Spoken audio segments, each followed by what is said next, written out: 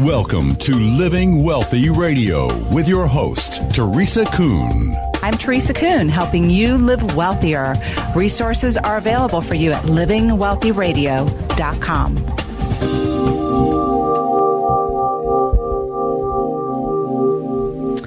Do you ever wish for the good old days when your kids could play outside unsupervised or ride a bike down the road to their friend's house?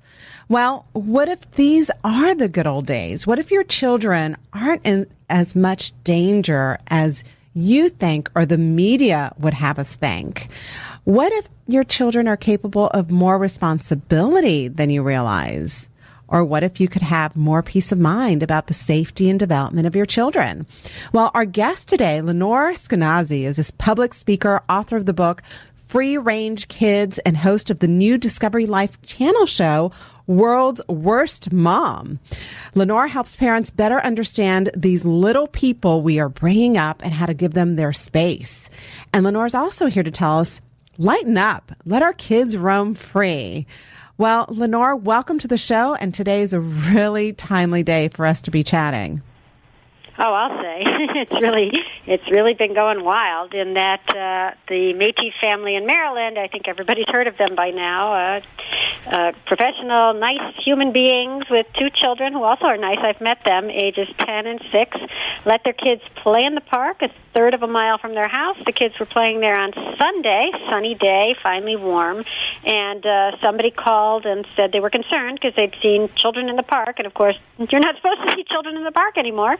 Certainly not playing, certainly not unsupervised. They called the police. The police came, picked up the children, and kept them for the next 6 hours, only alerting the parents after 3 hours had passed that, in fact, they had the kids. Some might call that kidnapping. Yes, it's ironic that I think the motivations of everybody involved, I think, were good. I think that the caller called because he or she was so worried that they saw a child outside, and it's so, it's ingrained in our brains these days to think that any time a child is unsupervised, they're in immediate and terrible danger of kidnapping is generally the fear. And so they call the police, and the police believe the same thing. It's not like they don't watch Law and Order, right?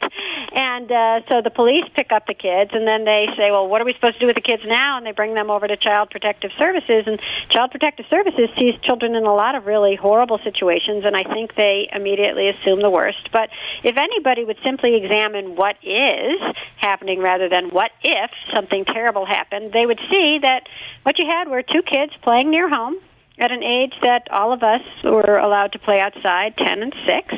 And if they simply asked the kids, are you okay? You're fine? And I think they did ask the kids. The kids said, yes, we're playing. And the police originally said, well, we'll just take you home. But then they chose to do otherwise. It didn't have to escalate like this. And one of the things I'm trying to sort of get people to think about these days is something that was pointed out to me by a lady who wrote to me. I'm at Free Range Kids, and everybody sends me the stories of dealing with fears, other people's fears generally. And a woman wrote to me recently from a small town in the South, 10,000 people, that she had her 6-year-old was riding up and down the sidewalk on their block, which is 3 houses long, and somebody had called and said, oh, my God, there's a child outside, like an escaped gazelle. Go get him. And so the police came, and the policeman was very aggressive and said, you're not allowed to play out here without your mom or dad, and took the kid home, and the kid was so scared he didn't want to go outside again. Then the mom's 10-year-old was walking to the library, which is 6 blocks away, and he was stopped by a policeman. And then when the 10-year-old, went out again a couple months later, after he sort of gained his bravery again, he was again stopped, and this is on the way 3 blocks away to a convenience store. And so the mom wrote to me, and I said, well, listen, I know one thing, and that's how to get national publicity. I'll put it on my blog. I've done this before. And she wrote back, she was so much smarter than me, and said, I'm not sure that's exactly what I want to do. I'm writing to you for advice, and if people come and interview me about how horrible the policemen are here and how stupid the town is, how am I going to make any change, any progress here? Because I'll have embarrassed the town, and I'll have made enemies of the police, and no one likes to be humiliated. Is there another way? And I thought, yeah, yeah, come to think of it, there is, and she was so right. The other way is to take that same letter, the same letter that got me so upset and that I was willing to throw on my blog, and take it to the chief of police. Say, do you want 6-year-olds afraid to ride their bikes on the sidewalk in front of their house? Do you want 10-year-olds afraid to walk to the library in this small, wonderful town that has so much otherwise going for it? It has parades. It has concerts downtown in the summer. It sounds like Mayberry, except for these couple of incidents. And so that's what she's doing now. She is taking that letter and bringing it to a town hall meeting, and she has already reached out to the city manager, who is also appalled, and said, we do have to do something about this. There's just a miscommunication in terms of, everybody worrying. And so I know I'm going on and on, but my point is this, that even in Maryland, what you have are the makings of a really wonderful and free-range and warm-hearted community. You have somebody who was looking at the kids and worried about them. And then you have police who came and were worried about them. But all we have to do is flip it from, criminalizing the parents' accusation and recrimination and turn it into community. Officer, I see some kids outside. I just want to make sure they're okay. It's so rare to see kids playing outside anymore. Officer comes by. Kids, you okay? Yeah, we're fine. What's the plan? Well, we're going home at 6, and I have a watch on, and it's 5:40, so we're going to leave in 5 minutes. Okay, do you know your address? Yes, we live 3 blocks away. Okay, great. Let me know if you need anything, kids. And that's it. And if the cop was worried, he could even watch for 15 minutes. They haven't ended up watching for 3 hours. They could watch for 15 minutes and make sure that the kids got home safely. So why not use all this concern that we have for children outside and just remember that we're all on the same side. We all want healthy, happy, safe kids, and it doesn't involve shaming and blaming parents. So what's the bigger issue here, or what's the deeper issue? Is it that as a society we've become so concerned about crime and our children that we think parents shouldn't make decisions about their children's well-being and whether they can go outside or not to play, or whether they can walk to school or not? What's the deeper issue here? Well, I think the deeper issue is that we think that we're not doing it right if we're not thinking of the worst case scenario anytime we see a kid or even contemplate letting our own kids do anything. Basically, gosh, what was I doing? So here was a story that I thought was kind of wild. Up in Canada, in Prince Edward Island, which turns out, I didn't know it at the time, to be the safest town in all of Canada. This past summer, a bus coming home from camp let the 2 kids off, brother and sister, I think they were 10 and 8, off at the bus stop, which is at a public park, a playground, 10 minutes before the appointed time. So when the parents got there to pick up the kids, I don't know if the kids lived far from the house or if the parents just felt like they had to pick up the kids, but for one reason or another, the parents were picking up the kids. They got there, and the kids had already been there for 10 minutes.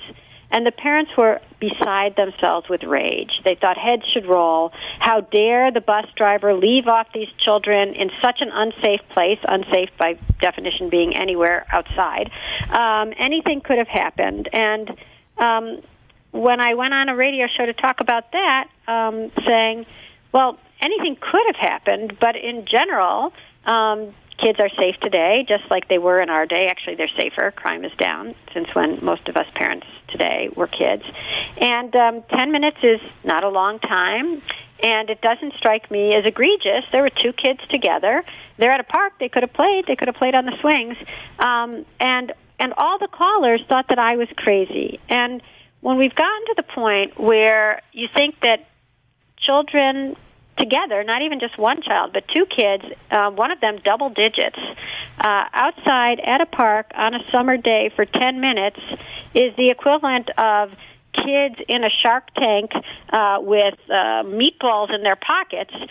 Something has happened to society. Society has gone crazy with imagining the worst case scenario. I call it worst, first, thinking. You come up with the very worst case scenario first. In 10 minutes, those children could have been raped and eaten, and you proceed as if it's likely to happen. And that is a hysterical moment. I mean, I hate to call it that because people think that I'm being too cruel, and I'm really not. I'm just trying to figure out how to dial back from a moment that we will look back on and go, wow, we were really overwrought. It will look to us like the Victorian era looks to us now, which is the Victorian era was so obsessed with everything being so sexual that if you were a normal middle-class family back then, you would put cloth over your piano legs because piano legs were considered too sexy to look at. It was like having pornography in the parlor showing a naked piano leg. And now we look back and we go, wow, they were off their rockers. And I think that's how we're going to look back at 2015 America. So where is all this hysteria coming from? I did write an entire book on this.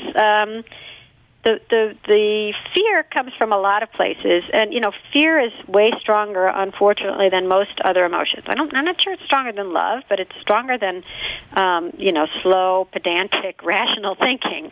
And fear turns out to be this really great selling tool. And once television realized that the greatest story that could possibly put on air is that of a child kidnapped, snatched, hurt, that became the go-to story. And it really started, I'd say, in the late 70s.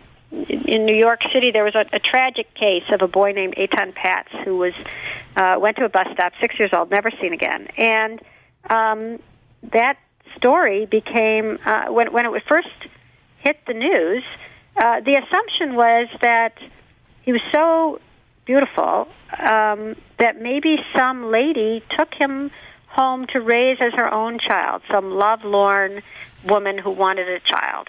And that was really considered like a serious working theory at the beginning of the investigation. But gradually, the investigation became one of looking for maybe a guy.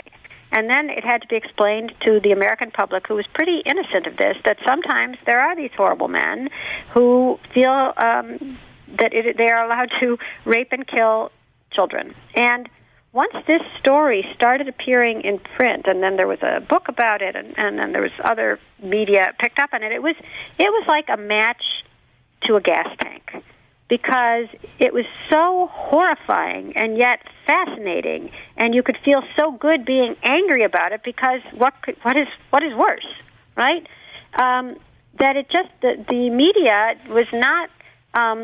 The media was taken by this. The media saw that this was a story that would sell more papers, sell more magazines, and sell more TV commercials than anything else. And then a few years later, the horrible story of Adam Walsh happened, another boy who was taken and murdered. And there was a two-night I can't remember if it was a documentary or a docudrama about that case.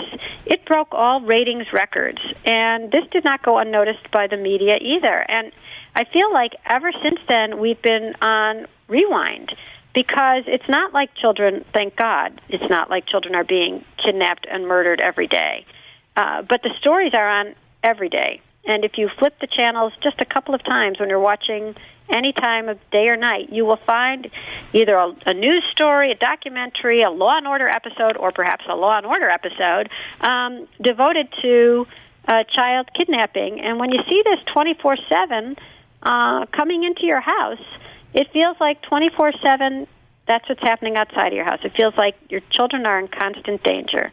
And then it has just ricocheted throughout the rest of society, in that now there are products for tracking your child every single second of the day and monitoring them and watching them and keeping them safe and keeping them inside and keeping them in programs that they will be constantly supervised. And gradually it just became the common norm to believe that if your children are unsupervised, they are in danger. And if they are supervised, that's the only way they can be safe. So it certainly plays into the reptilian part of our brain, right? The sure fear-based. Does. Yep. And that is a probably one of the strongest areas of our brain is that reptilian brain, survival, and your child is someone that you just absolutely adore as a parent, and God forbid something happened to them. And so all that media attention on children and the terrible things that happen play into that reptilian part of our brain, and it just feeds this constant loop. And I can tell you, I'm very guilty of it as a parent. But statistically, your position is that our kids are safer today than they were 30 years ago, even. How do you back that up? Well, it's easy. You can go to the FBI Bureau of Statistics and look. The thing is that sometimes people think, well, of course our children are safer today because we keep them inside. But in fact, all crime is down. We're not keeping houses inside, and burglary is down, and we're not keeping adults inside, and rape and murder and assault are down, as is robbery. So it truly is a drop in the crime rate.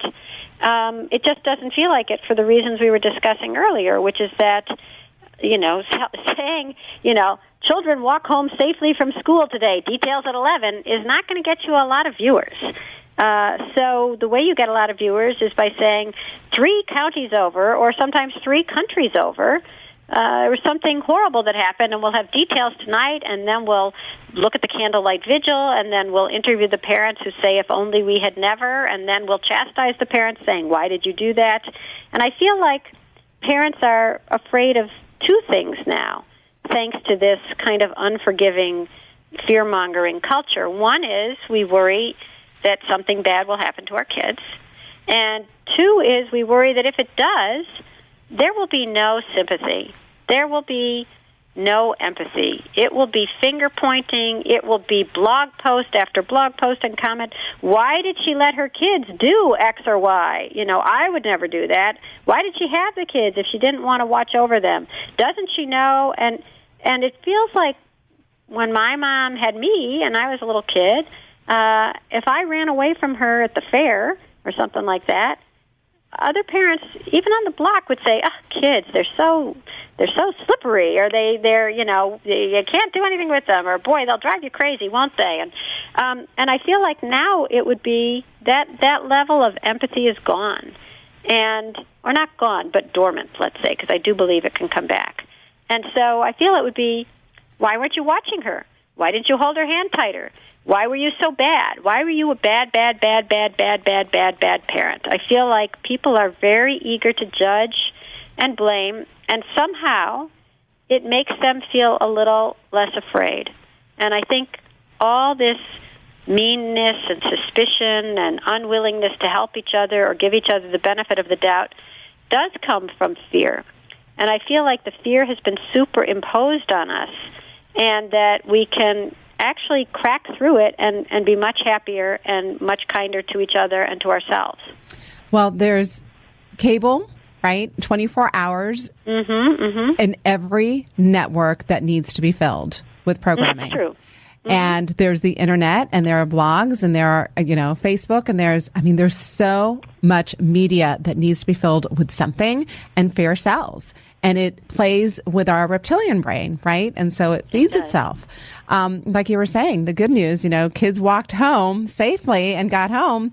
That's not going to make the news, right? It's literally not news. I mean, when you think about it, what is news? News is something unusual. Somebody once wrote a really cool thing to my blog. They said, if a Martian came down to Earth and asked, how do Americans live? And I don't know why they always have that voice, but if they did, you could respond to him or her or it or whatever it is. Well, let's see, do you want to see how 99.99% of America lives each day?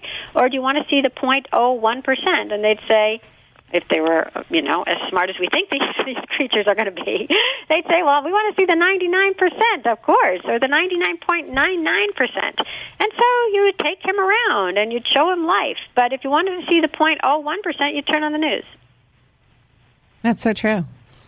That's so true. So you've been called the world's worst mom. Yes, I have. And that is because what? Oh, well, let's see, my son is 17, he was 9. 8 years ago, when my younger son was 9 years old here in New York City, he started asking me and my husband if we would take him someplace he had never been before and let him find his own way home on the subway. And long story short, we let him. So one sunny Sunday, I took him to Bloomingdale's, which shows you that I don't normally shop at Bloomingdale's, very fancy department store in a very lovely zip code. And I said, okay, off you go. And I went one way, and he went the other way, armed with the things I gave him, which were a Metro card, which gets you on the subway, and quarters if he needed to call, $20 if there was an emergency, and a map, which he knew how to read. And he had to take the subway about 4 or 5 stops, and he did, and then he had to take a bus across town, which probably took another 15 or 20 minutes.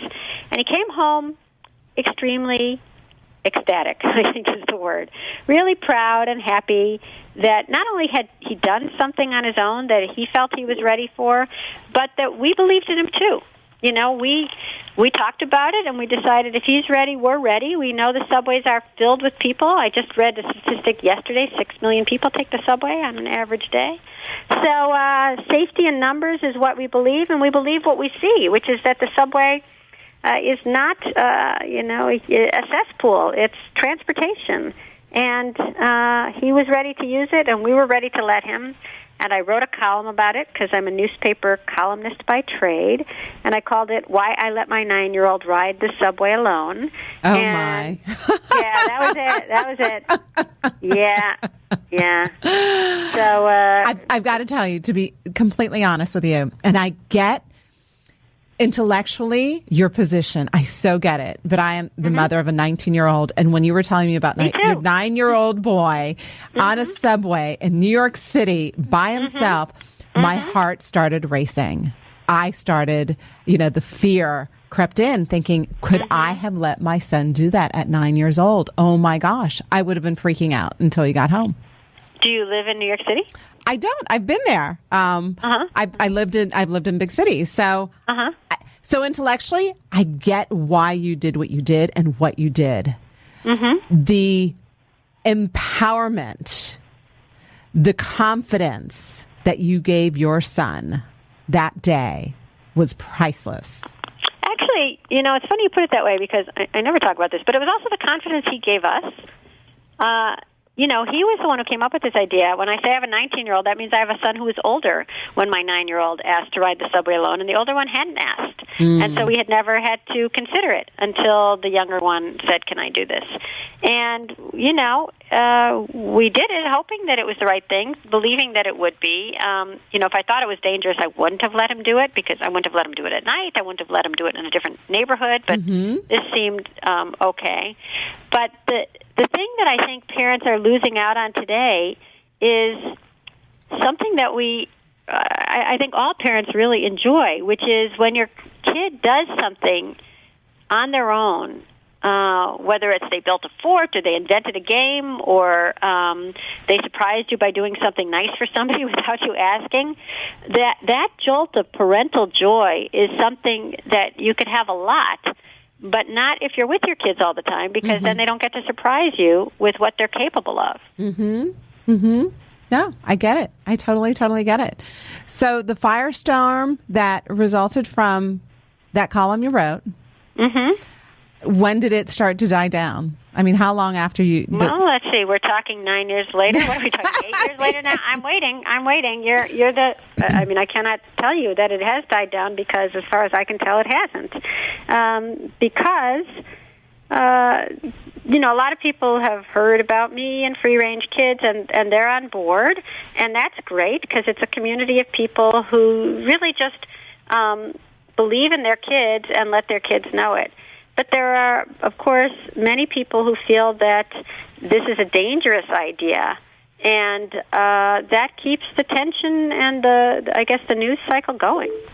Did you feel after that experience and you wrote, the column and it came out, did you feel a sense of, oh my gosh, what have I done? Have I set up my children to, for something bad to happen to them? The world is looking at me.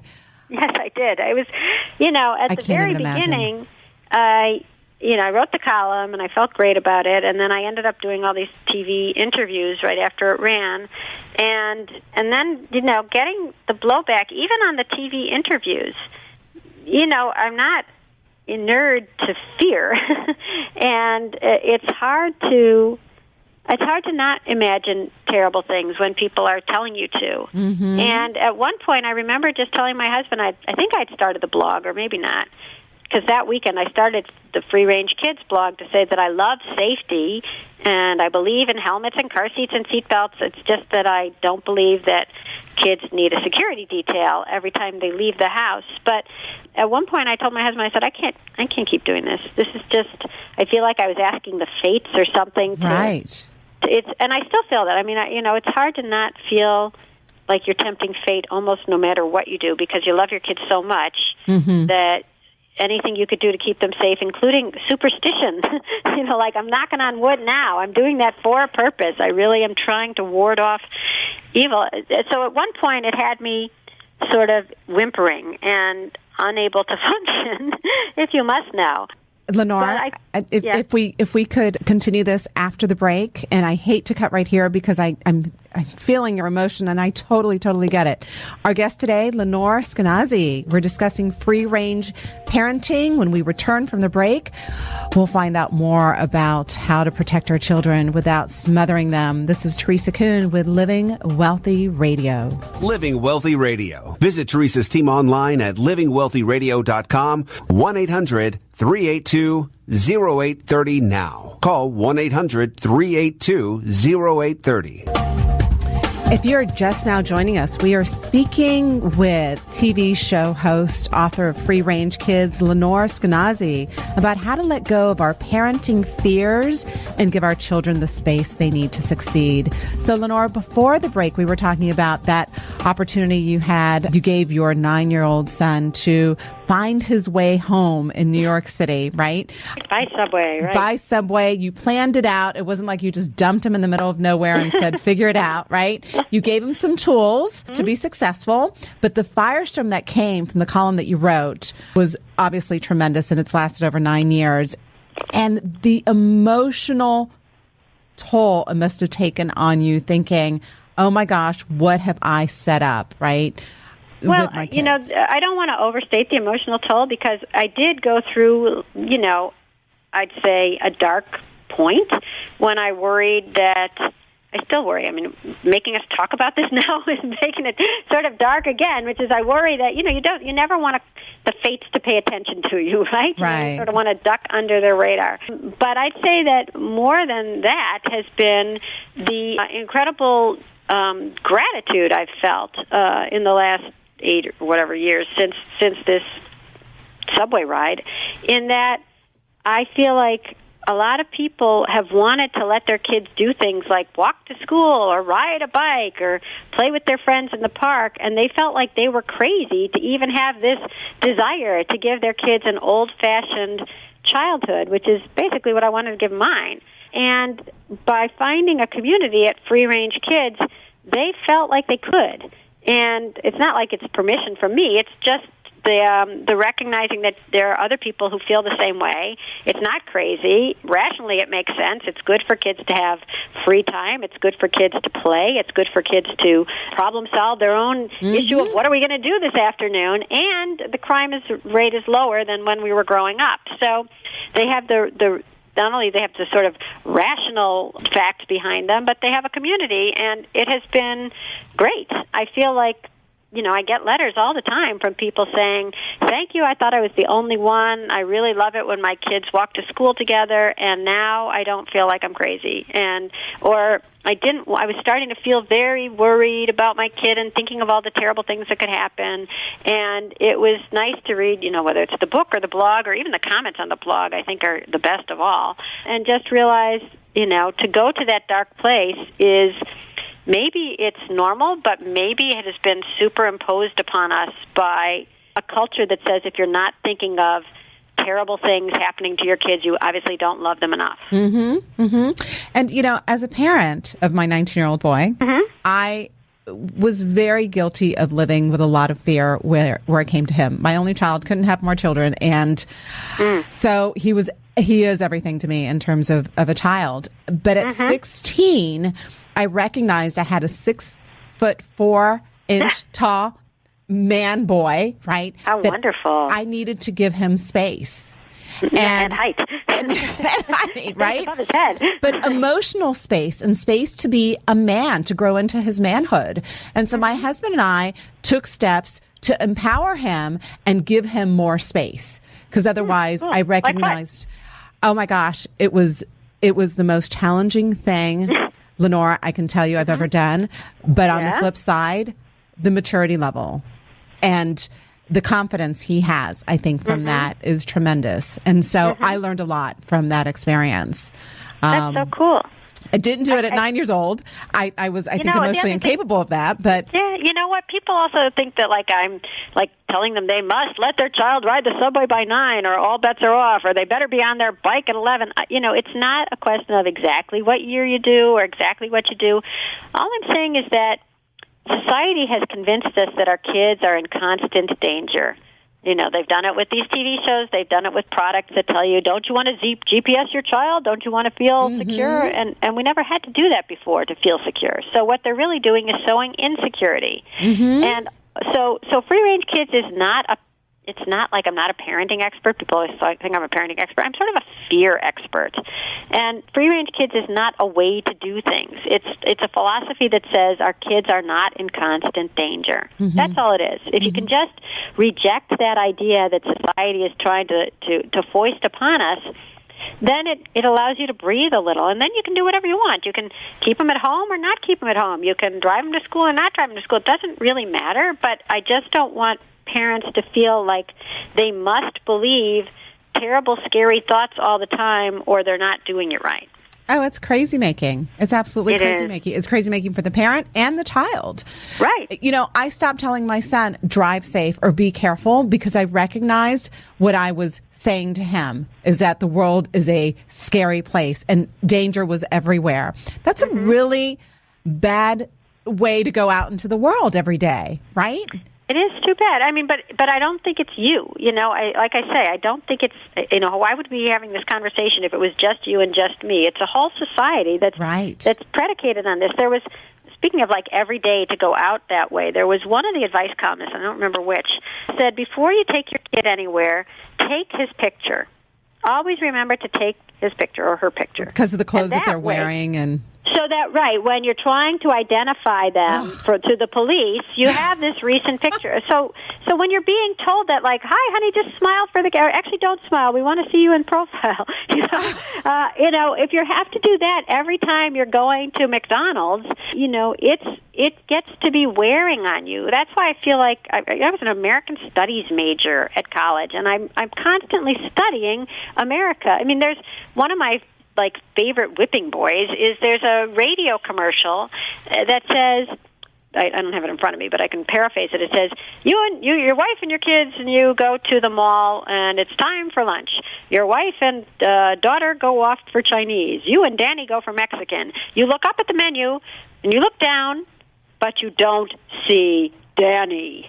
Imagine if he were kidnapped, but now with blah, blah, blah GPSing device. So there's a commercial on that is literally telling you that in the time it takes you to choose between the nachos and the soda, your child can be taken from you in public at the mall with the entire Mexican restaurant staff looking at you, waiting for you to order, and he will be gone outside somewhere in somebody's trunk, and if only you had had this GPS device on him, then he would be safe, because otherwise nothing is safe enough. If your child isn't safe enough standing next to you in public at a restaurant when you're about to order, then nothing is safe enough. And that's what this society is busy telling us with the monitors for, is your child getting enough oxygen when she's asleep? Is your child being kidnapped from when he's next to you? Boy Scouts teach kids to whittle with potato peelers. They can't handle a knife. Girl Scouts are allowed to toast marshmallows so long as they have one knee on the ground so they don't go flipping into the fire. Everything is seen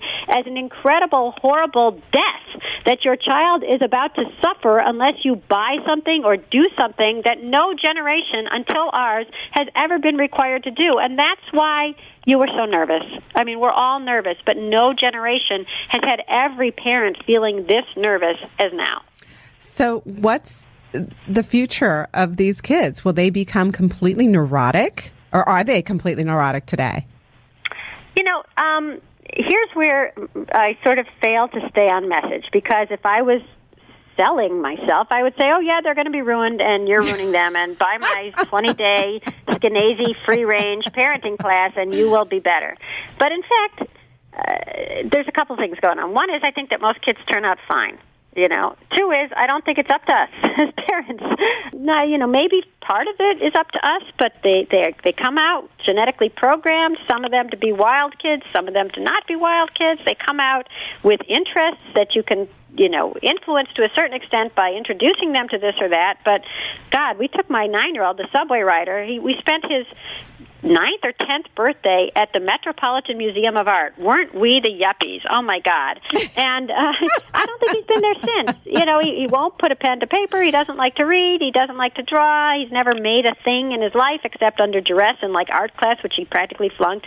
And he loves football, something that I still don't get. I know there's all these downs, and they have to get the ball through someplace. But, you know, they come out as who they are. And there are so many influences on them that to think that we make them neurotic or geniuses or dullards or fat or brilliant, that's giving us a lot more credit than and blame than I think we can. And so it's the reason I believe in free-ranging your kids if you want to and if you're game, is not that they're going to become perfect and otherwise they're ruined, but that they have one childhood. They won't be 9 forever. Pretty soon they will be 19. And when they're 19, they're not going to be doing wheelies, and they're not going to be building forts in the woods, and they're not going to be playing hopscotch. And, you know, if you want your kids to have that, now's the time. So tell us about your show on Discovery Life, World's Worst Mom. World's Worst Mom. I'll tell you about it, but with the caveat that it's not on right now. They showed all the episodes, and now they have to wait before they run the reruns. Uh-huh. So don't go looking now, but hopefully very soon. The cool thing about the show is that it involved me going around to 13 very, very nervous families, or at least one of the parents was. Like a mom who still spoon-fed her 10-year-old in his mouth. She was worried that he couldn't do it, and she wouldn't let him use a knife, wouldn't let him go on an overnight, wouldn't let him ride a bike. And what I do with all these families is I talk to the parents about their fears, and then I talk to the kids separately, and I ask them, what aren't you allowed to do? And in 13 families, they tell me pretty much the same things. Not allowed to ride a bike, not allowed to walk to school, not allowed to use the stove, not allowed to go on a play date, whatever it was. And then I have them do those things. It's as simple as that. And when they come home and they just had a lemonade stand, or they ran an errand for the parent and they're coming home with the grocery bag, or they had a little carnival nearby, with little games for kids to play, when they come through the door and the parent sees them, this is just what I realize, that there's a lot of hope, is the parent changes immediately. They're grinning, they're proud, there's an expression in Yiddish, they're kvelling with pride. They're so proud of their kid, they're practically bursting. And in that moment, who they see in front of them changes. And instead of seeing just a vulnerable baby that they must take care of every single second, they realize, wow, my kid is growing up. Look what he can do, or look what she can do. And that new image, I was just with a family. I do house calls. I guess that's my one way of capitalizing this. If you want me to come to your house and sit with you while your kid runs an errand, that's a house call. It will cost you a lot of money to hire me, and your kid will come back with the cranberry juice. So the family where I sat with them while the kids went and got the cranberry juice said afterwards, they said, it was like my kid was suddenly older. And in a way they were, because they were allowed to do something, but of course in a way they weren't. They were one hour older.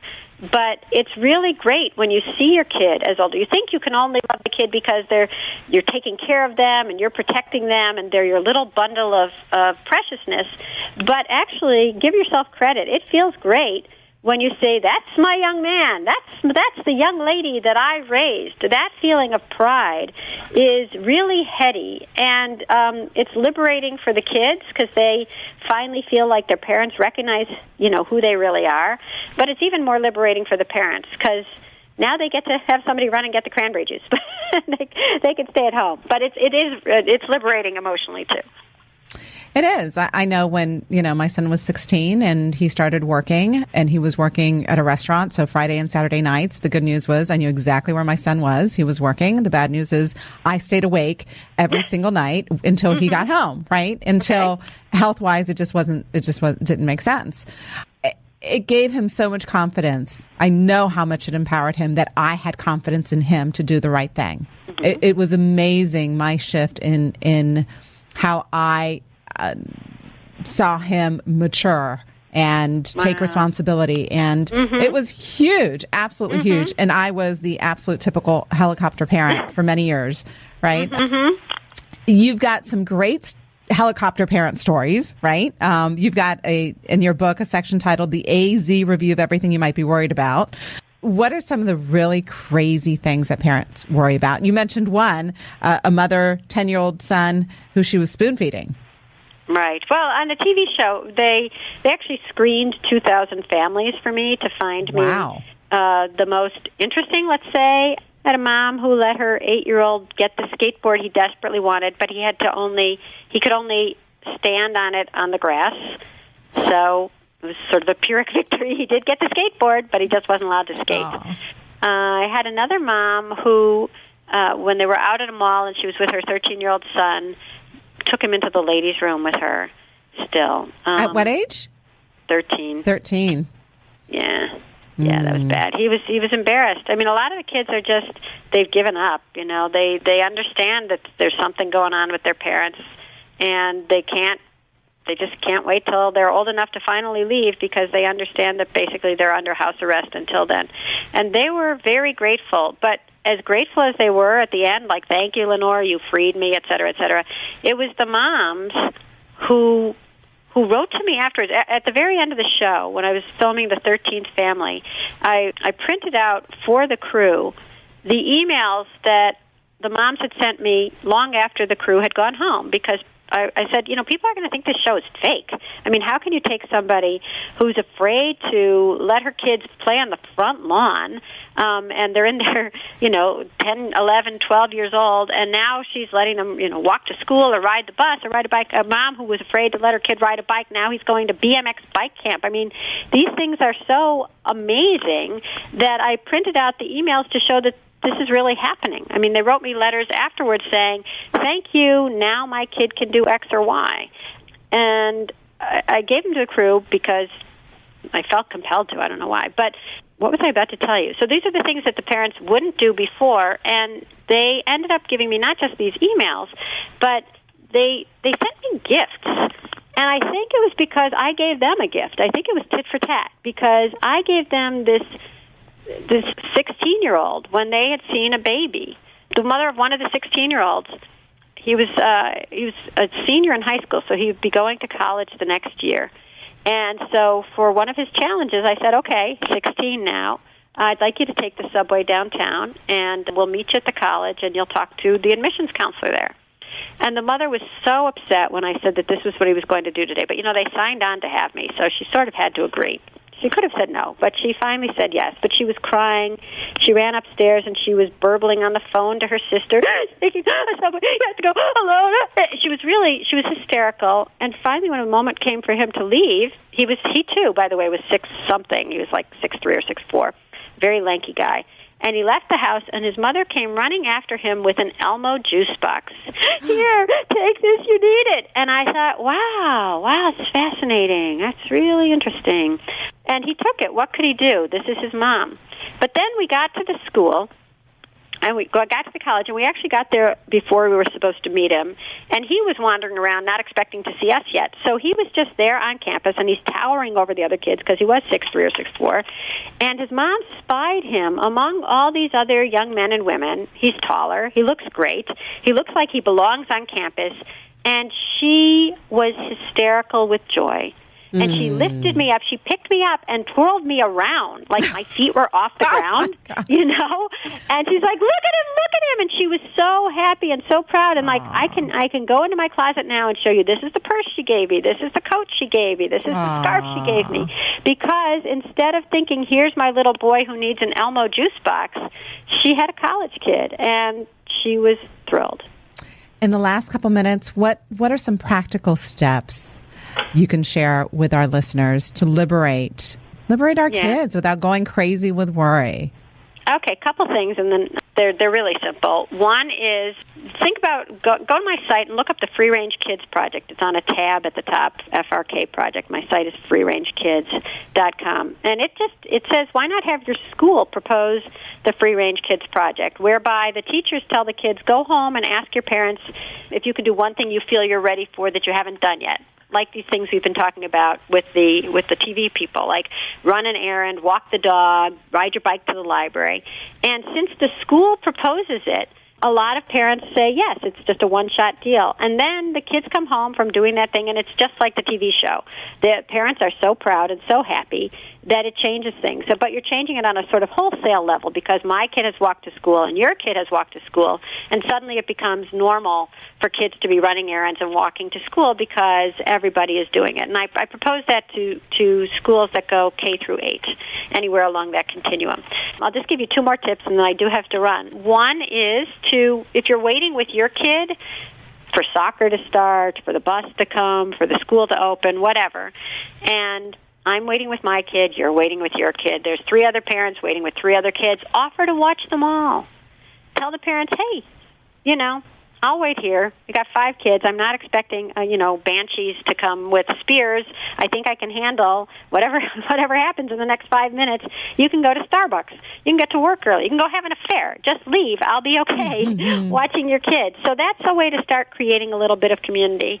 And the last thing I'll suggest for now is one day leave your cell phone at home. Your kids will never leave their cell phones at home, so leave yours at home so that even if a quote-unquote emergency arises, which is usually not an emergency, you're not there to fix it, right? The kids have to figure out if they are going to stop and have a candy bar before they get home. Are they going to they're going to watch TV first or do their homework first? Just let them make some of the decisions that we made routinely as children, because we're taking away those opportunities for them to start making sensible choices because we're not letting them make any choices because they call us and ask us what they should do. So be unavailable.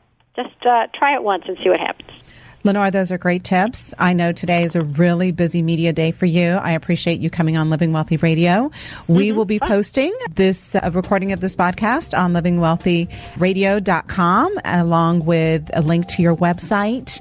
And thank you for letting us see through the hysteria and myths around parenting. Very much appreciated. Well, I appreciate the opportunity, and you let me yammer on. And I just wanted to say one other thing, if I could, which I forgot, which is my self-promotional thing, which is I give speeches. That's how I make a living. I give talks. Awesome. So if your group, your school, your company, or your community needs a speech, LenoreSpeaks.com. LenoreSpeaks.com. We got it. All right, Lenore, thank you so much. You've been listening to Living Wealthy Radio. I'm Teresa Kuhn, and I hope you'll join me again next week as I show you ways to live wealthier. Resources are available for you on our website at livingwealthyradio.com.